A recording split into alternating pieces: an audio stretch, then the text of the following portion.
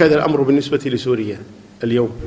قد يمل البعض من بذل الأموال أو الدعاء أو حتى التفكير والحديث عن أحوال المسلمين في سوريا، قد يمل البعض ويقول طالت، فأنت مللت من الحديث وهم يكتوون بنار القتل ونار التشريد ونار الاعتداءات ونار التهجير وغير ذلك من الأمور، فضع نفسك مكانهم كما يقال.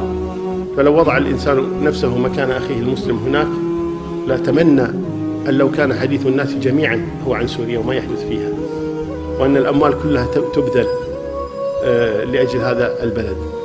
فأسأل الله تبارك وتعالى أن يحفظهم وأن يمن عليهم بالأمن والإيمان سبحانه وتعالى، فأكثروا من الدعاء لهم ومن المساهمة بأموالكم. أسأل الله جل وعلا أن لا يحرمنا وإياكم ذلك. والله أعلى وأعلم، وصلى الله وسلم وبارك على نبينا محمد.